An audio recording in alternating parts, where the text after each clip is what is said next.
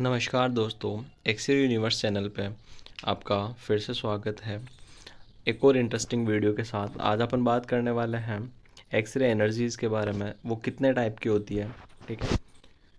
तो शुरू करते हैं दोस्तों वीडियो को एक्सरे स्पेक्ट्रम को लेके, ठीक है। तो पिछले वीडियोस में अपन ने देखा एक्सरे प्रोड्यूस कैसे होती है। तो दोस्तों एक्सरे जो फोटोन्स होते हैं वो किस टाइप की एनर्जी है? Heterogeneous energy. किस टाइप की दोस्तों? हिट्रोजीनस एनर्जी है। हिट्रोजीनस का मतलब क्या है? जो एक्सरेज हैं उनकी जो एनर्जीज हैं वो डिफरेंट डिफरेंट हैं, ठीक है। अगर सेम एनर्जी की जो फोटोन्स निकलते हैं, ठीक है। फोटोन्स एक्चुअल में होता क्या है? एनर्जी का एक बंडल होता है, ठीक है। बंडल ऑफ एनर्जी ही क्या होती है? फोटोन्स होते हैं, ठीक है। अब ये जो फोटोन्स हैं इनकी जो एनर्जी है वो डिफरेंट डिफरेंट होने के कारण क्या है? इनकी एनर्जी डिफरेंट डिफरेंट होने के कारण क्या है? हिट्रोजीनस है। तो एक्सरेज आर हिट्रोजीनस फोटोन्स हो गए। क्यों हो गए? क्योंकि एनर्जी सेम नहीं निकलती इनके अंदर, ठीक है। प्रोबेबिलिटी बढ़ जाती है किसी भी चीज़ की कि ज़रूरी नहीं है कि अपन जिस सेल से कैरेक्टरिस्टिक्स या ब्रेमस्टर्लंग रेडिएशंस निकल रही है, ठीक है, वो सेम उसी एनर्जी की निकले। ज़रूरी नहीं है कि वो न्यूक्लियस के पास से ही निकले, इलेक्ट्रॉन इंसिडेंट इलेक्ट्रॉन या उसी से टकराए जाके, ठीक है। तो इस वजह से क्या है, जो एक्सरे फोटोन की एनर्जी है वो डिफरेंट डिफरेंट होने के कारण उसको हिट्रोजिनस नाम दिया गया। अगर सेम एनर्जी होती दोस्तों तो इसको नाम देते हैं अपन होमोजीनियस। क्या देते हैं? होमोजीनस देते हैं, ठीक है। अब ये जो स्पेक्ट्रम है दोस्तों एक्सरे का वो दो टाइप का है। एक है कॉन्टिन्यूस स्पेक्ट्रम, दूसरा है कैरेक्टरिस्टिक स्पेक्ट्रम। अब अपन ने पिछले वीडियो में भी बात की थी कैरेक्टरिस्टिक्स और ब्रेमस्टर्लंग के बारे में। ब्रेमस्टर्लंग का जो प्रोडक्शन था वो किस तरीके से था? जो इंसिडेंट इलेक्ट्रॉन था दोस्तों वो क्या कर रहा था? न्यूक्लियस के पास से निकल रहा था, ठीक है। अब वो हो सकता है न्यूक्लियस के पास से भी निकले, न्यूक्लियस के अंदर होके भी निकल जाए, या न्यूक्लियस से थोड़ी डिस्टेंस पे निकले, मतलब के सेल और न्यूक्लियस के बीच में से निकले। तो उस वजह से क्या होती है, उसकी जो एनर्जी है वो लो से हाई की तरफ होती है, ठीक है। जितनी ज़्यादा डिस्टेंस होगी उतनी ज़्यादा लो क्वालिटी की रेडिएशंस निकलेगी और उस रेडिएशंस को ब्रेमस्टर्लंग रेडिएशन नाम देंगे, ठीक है। तो इसमें जो एनर्जीज प्रोड्यूस होती है, जो ब्रेमस्टर्लंग रेडिएशन प्रोड्यूस होती है वो लो से मैक्सिमम रेडिएशन निकलती है, इसलिए इसको कॉन्टिन्यूस स्पेक्ट्रम या ब्रेमस्टर्लंग रेडिएशंस के नाम से जाना जाता है, ठीक है। अप टू मैक्सिमम तक इसकी एनर्जी होती है, ठीक है। इसलिए इसको वाइट रेडिएशंस के नाम से भी जाना जाता है। वाइट रेडिएशन के नाम से भी सिमिलरिटीज़ रखी गई है इसकी ब्रेमस्टर्लंग रेडिएशंस की। नेक्स्ट जो स्पेक्ट्रम है वो कैरेक्टरिस्टिक स्पेक्ट्रम। इसके अंदर क्या था दोस्तों? जो रेडिएशंस थी वो किस तरीके से प्रोड्यूस हो रही थी? आयोनाइजेशन के कारण। इनर सेल के अंदर आयोनाइजेशन हो रहा था दोस्तों और उसकी वजह से क्या निकल रही थी? रेडिएशंस निकल रही थी, ठीक है। वहाँ से इलेक्ट्रॉन्स क्या हो रहा था? रिमूव हो रहा था और अपर जो सेल्स है वहाँ से इलेक्ट्रॉन्स आके उस वैकेंसी को फिलअप करने के कारण उन दोनों के जो बाइंडिंग एनर्जी का गैप है वो किस फॉर्म में निकल रही थी? रेडिएशंस के फॉर्म में निकल रही थी। और वो रेडिएशन क्या थी? कैरेक्टरिस्टिक्स स्पेक्ट्रम थी दोस्तों। इसको डिटेल में बात करेंगे अब अपन। सबसे पहले बात करते हैं अपन ब्रेमस्टर्लंग रेडिएशंस की, ठीक है। तो ब्रेमस्टर्लंग रेडिएशन प्रोड्यूस कैसे होती है दोस्तों? तो ब्रेमस्टर्लंग रेडिएशन का प्रोसेस अगर अपन देखें दोस्तों तो ये देखिए, इसमें क्या है, ये जो इंसिडेंट इलेक्ट्रॉन है, ठीक है, और ये इसका क्या हो गया? ये न्यूक्लियस हो गया, ठीक है। ये सेल्स हो गई KLMN, ठीक है। न्यूक्लियस के जितना ज़्यादा क्लोज से गुजरेगा, सॉरी, इंसिडेंट इलेक्ट्रॉन न्यूक्लियस के जितना ज़्यादा पास से निकलेगा उतनी ही जो रेडिएशन रहेगी वो उतनी ही हाई एनर्जी की रेडिएशन प्रोड्यूस होगी। और उस रेडिएशन को अपन ने क्या नाम दिया है? ब्रेमस्टर्लंग रेडिएशन। अब वो किस वजह से होगी? जो इंसिडेंट इलेक्ट्रॉन है, इलेक्ट्रॉन पर नेगेटिव चार्ज होता है और न्यूक्लियस पे क्या चार्ज है? पॉजिटिव चार्ज है, ठीक है। अब न्यूक्लियस पे हाईली पॉजिटिव चार्ज होने की वजह से क्या होता है? जो ये इलेक्ट्रॉन है वो न्यूक्लियस के जैसे ही पास आता है तो वहाँ पे सडनली डी एक्सिलरेट हो जाता है। डी एक्सिलरेट होने की वजह से उसकी जो एनर्जी है वो रेडिएशन फॉर्म में इमिट होती है, ठीक है। और वो रेडिएशन कौन सी है दोस्तों? ब्रेमस्टर्लंग रेडिएशन है, ठीक है। अब न्यूक्लियस की पॉसिबिलिटी ये रहती है कि वो न्यूक्लियस से भिड़ भी सकता है, मतलब न्यूक्लियस से टकरा भी सकता है ना। और न्यूक्लियस के सेल और न्यूक्लियस के पास की जो डिस्टेंस है उसमें वो कहीं से भी निकल सकता है। तो उसके अकॉर्डिंगली जो उसकी एनर्जी है वो डिफरेंट डिफरेंट टाइप की होती है, ठीक है। जितना ज़्यादा क्लोज से निकलेगा उतनी ही जो रेडिएशन है वो हाई एनर्जी की होगी, और जितना ज़्यादा डिस्टेंस पर रहेगा उतनी ही वो रेडिएशन है वो उतनी ही लो क्वालिटी की रहेगी, लो एनर्जी की रेडिएशन रहेगी। ठीक है। तो ये दोस्तों ब्रेमस्टर्लंग प्रोसेस की बात है। अब इसमें एक चीज़ और देखने की बात है कि जो इंसिडेंट इलेक्ट्रॉन है, ठीक है, उसकी जो एनर्जी है वो इस पे भी डिपेंड, उस इस चीज़ को भी डिनोट करिए कि जो रेडिएशंस रिलीज होगी वो किस डायरेक्शन में होगी। ठीक है। इंसिडेंट इलेक्ट्रॉन की जो एनर्जी है वो 100 किलो इलेक्ट्रॉन वोल्ट से अगर डाउन रहती है तो जो रेडिएशंस इमिट होती है वो हर एक डायरेक्शंस में निकलती है। रेडिएशंस जो इमिट होगी वो एक हर एक डायरेक्शंस के अंदर क्या होती है, इमिट होती है। 100 किलो इलेक्ट्रॉन वोल्ट से नीचे रहेगी तो रेडिएशंस, काइनेटिक एनर्जी सॉरी। ठीक है। और जैसे जैसे 100 से अप जाते हैं लाइक 200 400, ठीक है, 1 मेगावोल्ट या 2 मेगावोल्ट, वैसे वैसे जो रेडिएशंस है वो क्या होती जाएगी, स्ट्रेट होती जाएगी, सीधी होती जाएगी। ठीक है। तो ये दोस्तों ब्रेमस्टर्लंग का प्रोसेस है।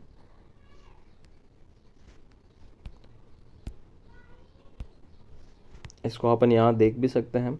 When the high intensity electron interact with the nucleus, किससे टकरा रहा है दोस्तों, न्यूक्लियस से, of an atom in the target result in bremsstrahlung radiation process हो रहा है। न्यूक्लियस के पास से निकल रहा है या फिर न्यूक्लियस से टकरा रहा है तो ब्रेमस्टर्लंग रेडिएशन इमिट हो रही है। When the electron passing very close to the nucleus, it deaccelerate or accelerated by the nucleus of an atom because of nucleus highly positive charge। ये अपन ने अभी डिस्कस करा है, न्यूक्लियस पे बहुत ही हाईली पॉजिटिव चार्ज होता है इलेक्ट्रॉन के कंपेयर में, उसकी वजह से इलेक्ट्रॉन जो है वो एक्सेलरेट और डी एक्सेलरेट होता रहता है, जिसकी वजह से वो अपनी एनर्जी को लॉस्ट करता है। और वो एनर्जी लॉस्ट होती है वो किस फॉर्म में होती है दोस्तों, ब्रेमस्टर्लंग प्रोसेस या ब्रेमस्टर्लंग रेडिएशन की फॉर्म में उसकी एनर्जी का क्या होता है, लॉस होता है। ठीक है। अब ब्रेमस्टर्लंग जो रेडिएशन है उसकी जो इंटेंसिटी है, उसकी जो पेनिट्रेटिंग पावर है, वो किस चीज़ पर डिपेंड करेगी दोस्तों, न्यूक्लियस और इलेक्ट्रॉन के बीच में कितनी डिस्टेंस है। ठीक है। और जो डायरेक्शन है, साथ के साथ जो रेडिएशन की डायरेक्शन है वो किस पे डिपेंड करेगी, इलेक्ट्रॉन की एनर्जी पे, काइनेटिक एनर्जी पे डिपेंड करेगी कि वो किस स्पीड से आ रहा है, उसकी एनर्जी कितनी है। ठीक है।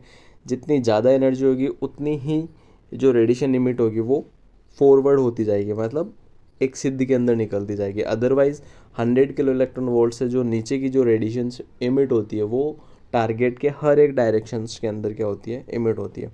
Bremsstrahlung consist of X-ray photon of all energy up to maximum in a continuous manner, so it is called white radiation. इसको वाइट रेडिएशन के नाम से भी जाना जाता है क्योंकि इसकी जो एनर्जी होती है वो लो टू क्या होती है, हाई होती है। किस वजह से होती है, जितना ज़्यादा डिस्टेंस रहेगा न्यूक्लियस और इलेक्ट्रॉन के बीच में, इंसिडेंट इलेक्ट्रॉन के बीच में, उतनी ही कम रेडिएशंस निकलेगी, उतनी ही कम एनर्जी की रेडिएशन निकलेगी। ठीक है।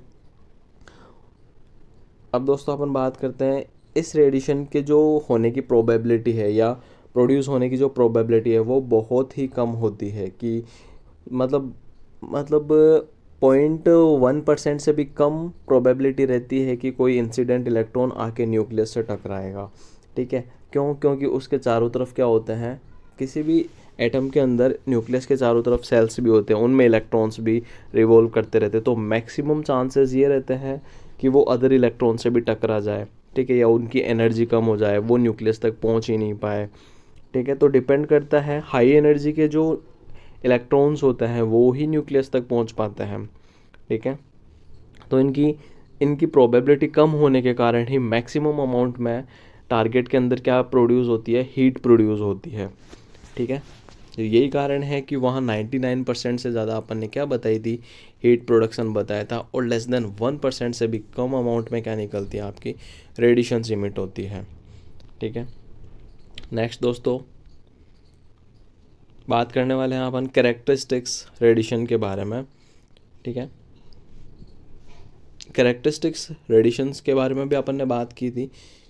जो कैरेक्टरिस्टिक्स रेडिएशन प्रोड्यूस हो रही है वो आयोनाइजेशंस के कारण प्रोड्यूस हो रही है। ठीक है। अब आयोनाइजेशन क्या प्रोसेस है, किसी भी एटम से इलेक्ट्रॉन को रिमूव करने का जो प्रोसेस है वो ही आयोनाइजेशन प्रोसेस होता है, या किसी इलेक्ट्रॉन को ऐड भी करवाया जाता है तो उस प्रोसेस को भी क्या कहते हैं अपन, आयोनाइजेशन ही कहा जाता है। ठीक है दोस्तों। अब इस आयोनाइजेशन प्रोसेस में जो के सेल से निकलने वाली जो रेडिएशन है वो क्या होती है, हायर कैरेक्टरिस्टिक्स रेडिएशन होती है, उनकी एनर्जी हायर होती है। अदरवाइज एल और एम से निकलने वाली जो रेडिएशंस है वो एकदम लो क्वालिटी की होती है, लो एनर्जी की रेडिएशंस होती है। ठीक है, आपने देखा था,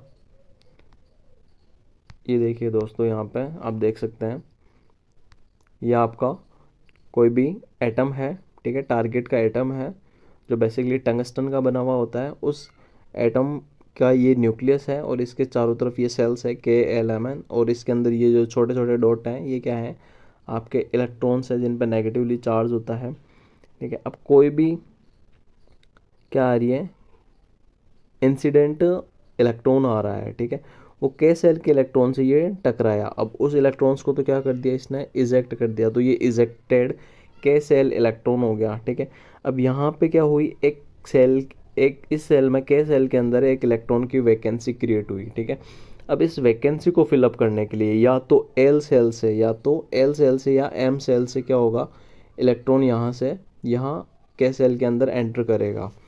ठीक है, और उस वजह से के सेल और एल या एम सेल के बीच की जो एनर्जी डिफरेंस है, जो बाइंडिंग एनर्जी डिफरेंस है, वो किस फॉर्म में निकलती है दोस्तों, वो निकलती है आपकी कैरेक्टरिस्टिक एक्सरे के फॉर्मेट में निकलती है। किस फॉर्म में निकलती है, कैरेक्टरिस्टिक एक्सरे के फॉर्म में निकलती है। बहुत ही कम चांसेस रहते हैं कि जो इंसिडेंट इलेक्ट्रॉन है वो सिर्फ के सेल से ही टकराए, वो चाहे मतलब जितनी कम एनर्जी रहेगी तो उसकी प्रोबेबिलिटी उतनी ही बढ़ जाएगी कि वो एल सेल के इलेक्ट्रॉन से भी टकरा सकता है, एम सेल के इलेक्ट्रॉन से भी टकरा सकता है, और चांसेस कम हो जाते हैं कैरेक्टरिस्टिक एक्सरे के निकलने के। ठीक है, ये दोस्तों कैरेक्टरिस्टिक्स आपका प्रोसेस हो गया है। ठीक है, डिपेंड किन पे कर रहा है, उसकी बाइंडिंग एनर्जी पे। ठीक है, इंसिडेंट इलेक्ट्रॉन की जो एनर्जी है वो के सेल के इलेक्ट्रॉन की बाइंडिंग एनर्जी से क्या होनी चाहिए, हाइयर होनी चाहिए, तभी वो वहाँ के इलेक्ट्रॉन्स को क्या कर सकता है, रिमूव कर पाएगा। अदरवाइज़ वो रिमूव नहीं हुआ तो कैरेक्टरिस्टिक्स प्रोडक्शन नहीं होगा। ठीक है, और कैरेक्टरिस्टिक्स एक्सरे का जो मैक्सिमम यूज़ किया जाता है डायग्नोस्टिक रेडियोलॉजी के अंदर, वो कहाँ किया जाता है दोस्तों, मैमोग्राफी के अंदर, क्योंकि वहाँ सॉफ्ट टिश्यू देखने पड़ते हैं। और कैरेक्टरिस्टिक्स क्या है, लो एनर्जी की रेडिएशंस हैं। ठीक है, जबकि ब्रेमिस्टरलंग हाइयर एनर्जी की रेडिएशन है। ठीक है, इसलिए इनका यूज़ कैरेक्टरिस्टिक्स का मैमोग्राफी के अंदर किया जाता है, ब्रेस्ट की कोई भी पैथोलॉजी वगैरह देखने के लिए।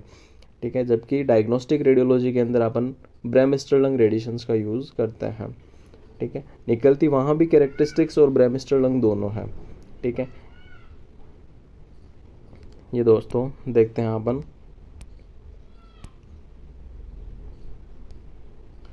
when the incident electron interact with the electron of the inner orbit of the atom, remove it from the inner cell of the atom। ठीक है, इंसिडेंट जो इलेक्ट्रॉन है वो इनर सेल के एटम्स है। ठीक है, एटम के इनर सेल से इलेक्ट्रॉन्स को क्या कर रहा है, रिमूव कर रहा है, और उसकी जगह जो आउटर सेल्स के इलेक्ट्रॉन है वो उसको फिलअप कर रहे हैं, और ये जो बाइंडिंग एनर्जी का डिफरेंस है वो ही कैरेक्टरिस्टिक फॉर्मेट के अंदर रिलीज़ हो रहा है। किस फॉर्म में रिलीज़ हो रहा है, कैरेक्टरिस्टिक्स रेडिएशन के फॉर्म में। अब जो रिमूविंग इलेक्ट्रॉन है वो क्या कर रहा है, फर्दर किसी टारगेट के अदर एटम में जाके आयोनाइजेशन और एक्साइटेशन प्रोड्यूस कर रहा है, जिसकी वजह से क्या निकल रही है, और भी हीट वगैरह जनरेट हो रही है। Only K shell X rays are important in diagnostic because other x-rays are attenuated by the tube window and filter of the X-ray tube। ये दोस्तों बहुत ही इंपॉर्टेंट बात है इस चीज़ की। क्या है दोस्तों, जो के सेल से निकलने वाली जो रेडिएशंस है, कैरेक्टरिस्टिक्स रेडिएशन है, वो ज़्यादा इंपॉर्टेंट है बजाय एल और एम के। क्यों, क्योंकि ये लो एनर्जी की रेडिएशंस होती है। जो ट्यूब विंडो किसकी बनी होती है दोस्तों, बेरिलियम की बनी हुई होती है। और फिल्टर्स क्या होते हैं, जो मेटल के बने हुए रहते हैं, और ये लो एनर्जी की जो रेडिएशंस होती है जो सिर्फ पेसेंट डोज बढ़ाने का काम करती है, उन रेडिएशंस को एब्जॉर्ब करने का काम करते हैं। तो एल और एम सेल से जो भी रेडिएशंस निकलती है उनको ये क्या कर देते हैं, एब्जॉर्ब कर लेते हैं ट्यूब विंडो और फिल्टर्स। ठीक है, तो वो डायग्नोस्टिक रेडियोलॉजी के अंदर अपना इतना इम्पोर्टेंट नहीं है।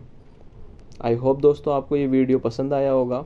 अगर आपको ये वीडियो पसंद आया तो हमारे चैनल को सब्सक्राइब करें, लाइक करें और वीडियो को शेयर करें। और अगर कोई क्वेरी है तो प्लीज़ कमेंट में करके बताएं।